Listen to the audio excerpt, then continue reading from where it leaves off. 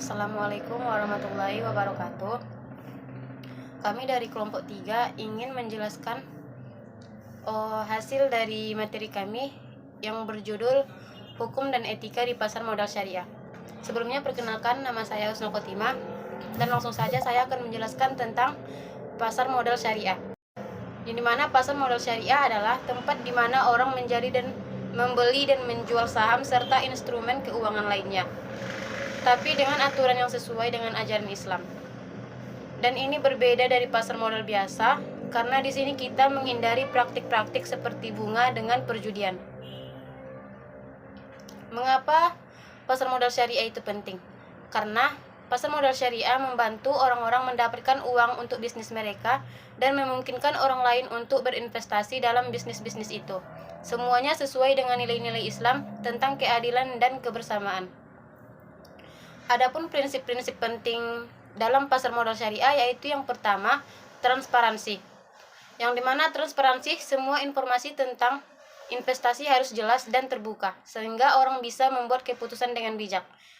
Dan yang kedua, keadilan. Semua orang harus diperlakukan sama, tanpa membedakan suku, agama, atau warna kulit. Tidak ada yang boleh dirugikan atau diuntungkan secara tidak adil. Dan yang terakhir itu tanggung jawab. Tanggung jawab sosial. Pelaku pasar harus memikirkan dampak investasi mereka pada masyarakat dan lingkungan sekitar. Adapun pelaku pasar modal syariah. Ada beberapa peran penting dalam pasar modal syariah, seperti investor yang membeli saham, perusahaan yang menjual saham, dan manajer investasi yang mengelola uang para investor. Selanjutnya akan saya berikan kepada Panisa. Perkenalkan, nama saya Panisa, NIM 0505212064. Di sini saya akan menjelaskan jenis-jenis pasar modal syariah. Pasar modal syariah terbagi menjadi beberapa jenis, termasuk pasar perdana dan pasar sekunder. Pasar perdana adalah tempat di mana saham baru pertama kali diperdagangkan, sementara pasar sekunder adalah tempat di mana saham yang sudah ada diperdagangkan kembali. Hukum dan etika pasar modal syariah. Yang pertama, hukum di pasar modal syariah.